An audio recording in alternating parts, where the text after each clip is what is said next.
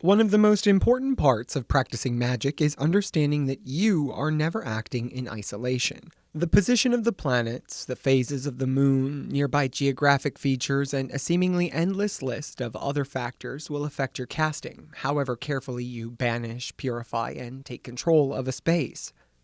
At the end of the day, you're ultimately just a human, and our hardware can only manage so much.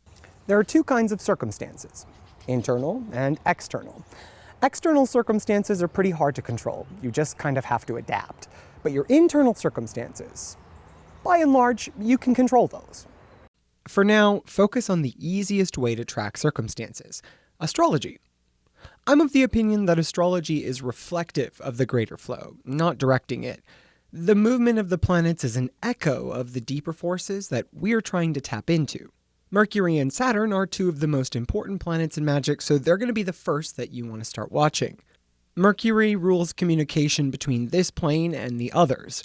When Mercury's in a difficult position, expect some things to get lost in translation. When he's in a more helpful position, rituals that involve communication with spirits, divination, or any kind of devotional practice are going to be much stronger. Saturn is magic itself, the fundamental cycles, building blocks, and laws that govern the gooey, flexible, self-important hallucination we call reality. The slow-moving planet reflects the general flow of magic in the world. A poorly aspected Saturn, or his transits through the luminary signs, gives the world a dry and kind of powerless quality. When Saturn is in a powerful position, though, it becomes much easier to call on the old laws and bend things back to how you'd like. Speaking of, the sun and the moon are going to show us what kind of energies are available. The sun shows you the stable, consistent flow of magic over a period, while the moon represents the shifting and dynamic energies of the world. The sun's signs and aspects will show you what kind of mojo is available. Squares and oppositions to the sun will complicate the flow a little bit, but the sun in Aries is always going to give off Martian energy at a steady and consistent flow. The moon is a lot trickier.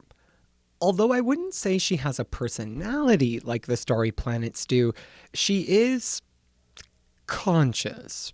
Her sign and aspects will show you what authorities are most likely to win her over. Put it all together and you've got a very basic understanding of how the universe is operating at any given moment. Mercury is going to show you the general condition for communing between planes. Saturn is going to show you how powerful the world is right now.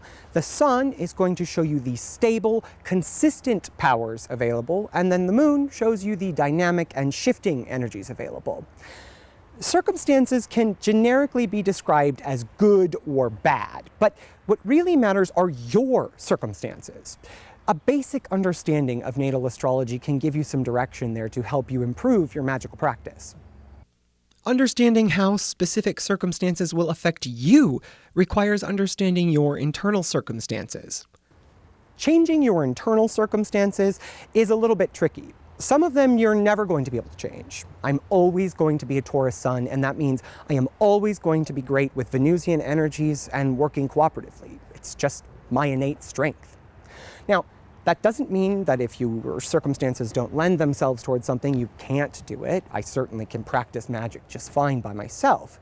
But the internal circumstances I can change, my thoughts, my feelings, my beliefs about the world, the symbols ingrained into my psyche, those I can change. In fact, chaos magic is almost entirely about doing that, altering your internal circumstances to create the desired external effect.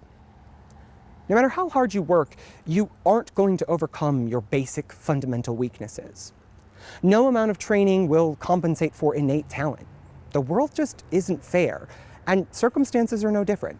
You have to learn to work with what you have. For baby witches, start tracking aspects to your sun or moon and the major planets, from the sun to Saturn.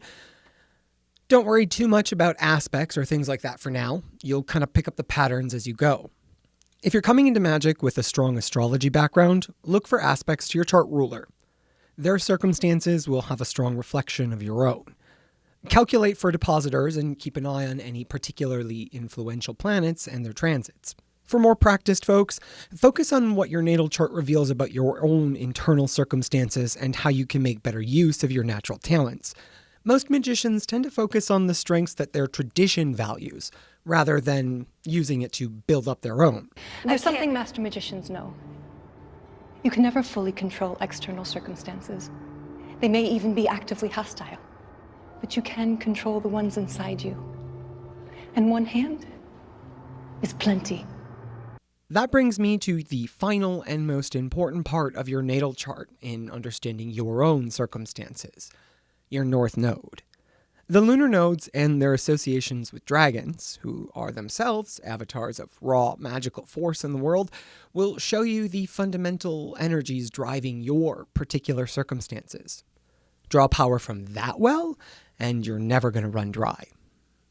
For more on circumstances, what you can do to control them, or to join the conversation, head over to Twitter and follow me at Everyday Magics.